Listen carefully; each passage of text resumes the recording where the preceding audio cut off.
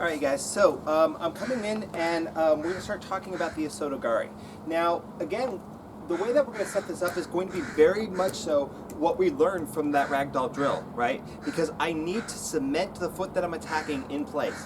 And so this, a lot of times, guys, is going to come from, like, if I'm here and I'm pulling him towards me, and he's going to post his leg to try to stop me. If it's posted in the ground, then I'm not going to be able to pull him forward anymore, or he's at least posting it to try to prevent that a little bit, right? So he's digging in a little bit, and therefore I know that that cross foot is cemented into the ground at least a little bit. So what I'm going to do, once I feel that he's starting to ground that, I'm going to turn his body just a little bit to kind of keep that relatively glued there, right? So from here, I still have this threat of this kind of pull down posture, like I'm trying to snap him down, and then I'm going to relieve that pressure momentarily, keeping as much weight as I can on that foot. So I'm letting him come up as I step through, right?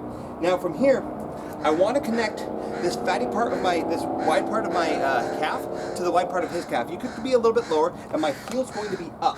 Now from here, it's really, really important that I look where he lands and that I have really strong connection here. I'm keeping him heavy on this side, right? So in this case, my arm I'm gonna have an over grip with my my tricep grip. So I'm grabbing his tricep and I'm pinching his arm, hopefully underneath my arm a little bit, right? So from here, I've got that, and I'm keeping him heavy on there so he can't pick this up particularly easily. Now, from here, I'm going to stomp my foot down. What that does is, if you, make sure you guys can see this, when I stomp my foot down, here's where our calf connection is, right? It moves backwards, and it's coming from the heel. So all we're doing is we're kicking that leg out. Okay, we don't need to do a big one of these. In fact, that can really, really kind of screw us, right? Because here, right, not only is he going to see it coming, not only am I not keeping pressure on that leg, but I'm also compromised here. All he has to do is start to turn the corner. He just, and you're going down, right?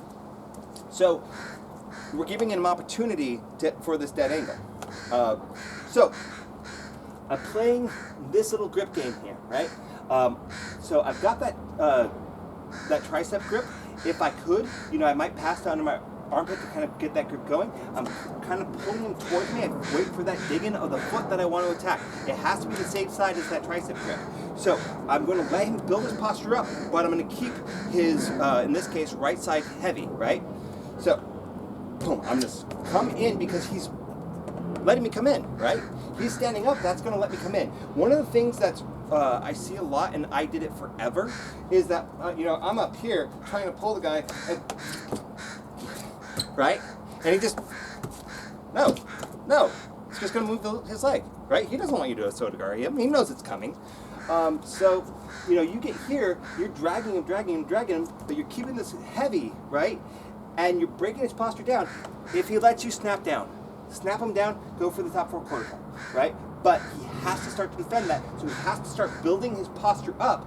I'm going to make it so that it's asymmetrical, that foot stays planted. I step through and past. I make sure that my calves connect. I'm on my toes as high as I possibly can be. Now, as I snap my leg down, right, it's in that moment. It's not going to happen, right?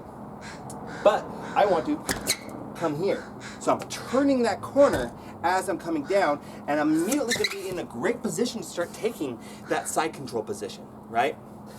You could potentially come down, get here, and maybe come into a knee ride. You could, because you've got his arm trapped under your arm, and we're here, you might slide directly under his armpit, throw your leg over, and go for an arm bar there, right?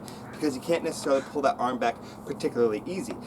There is another one, and I have not shown it to you guys yet. So if you do get that hand pinched in your armpit like this, and you go for this Osotogari, it's stuck there. So what I'm going to do is, once I get him to the ground, I'm going to bring my knees in. I'm going to push my shins onto his side. He should be on his side at this point, right? Because I'm trying to keep him up a little bit. Now I'm going to take my hand, put it on his shoulder. I'm going to take my arm was palming the underside of his tricep. I'm going to cross it across and go onto my own arm. So I'm controlling the top of the lever with this my armpit. I'm controlling the bottom of the lever with my palm, and then I'm just extending forward, right? Because his elbow's going to be locked there because of his hand being forced palm into your armpit here. And I'm just going to extend. I'm just going to curl my wrists and I'm going to pop my arms forward. And that's going to pop his elbow, right? So do it slowly. It is, in my opinion, it's actually tighter than a regular arm bar. So you want to go really, really slow. They will tap early because they'll feel that threat really early. It's a little bit freaky, right? It is important when I do that, guys, that my forearm is below, like above the elbow. So it's on the humerus side of the elbow, but very, very close. I'm right by the epicondyles there. If I'm below, he might be able to squirm out of it. I'm not going to have the leverage. I'm not going to be able to control his elbow because we're here.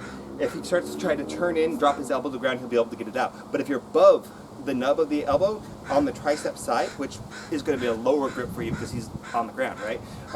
If I get below that, this is going to prevent him from being able to pull out, right? It's much easier to control an arm from above the elbow than it is below, okay?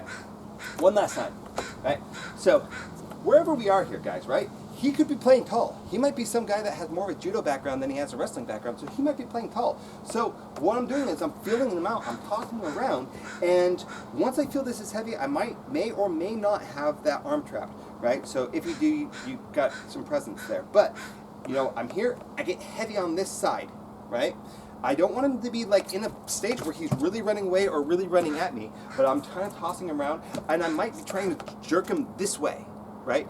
Why? Because he has to post to that direction. So I'm turning him this way and trying to snap him down a little bit, right?